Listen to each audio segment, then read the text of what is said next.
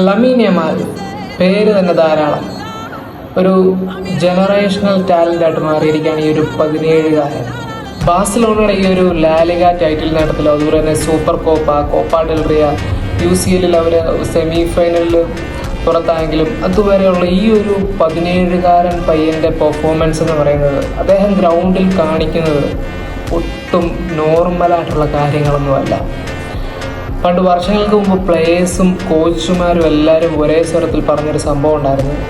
മറ്റാരെയും കുറിച്ചുമല്ല, സാക്ഷാൽ ലിയണൽ മെസ്സിയെ കുറിച്ചാണ്.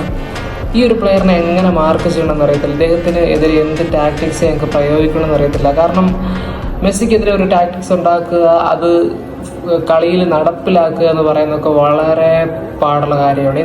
ഇന്ന് വർഷങ്ങൾക്ക് ശേഷം 17കാരനായ ലമീൻ യമാലിനെ പറ്റി ഫുട്ബോൾ ലോകം ചർച്ച ചെയ്യുകയാണ്.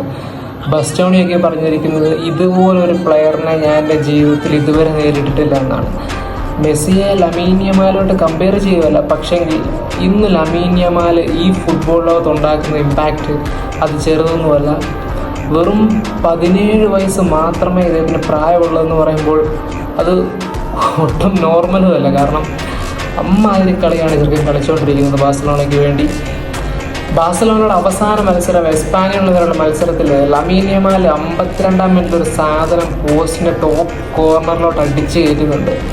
എസ്പാനിയുടെ കീപ്പറായ ജോൺ ഗാസിയ അതിന് മാക്സിമം ചാടി നോക്കി, പക്ഷെ കിട്ടുന്നില്ല. അത് പിൻ പോയിൻ്റ് ആക്യുറസിയിൽ ഈ ജാതി ഒരു ഗോള്.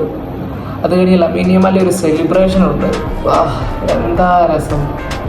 ഇതാണ് ഞാൻ പറഞ്ഞത്, ഒട്ടും നോർമലായിട്ടുള്ള പരിപാടിയല്ലേ ഈ 17കാരൻ പയ്യൻ ഗ്രൗണ്ടിൽ കാഴ്ച വെക്കുന്നത്.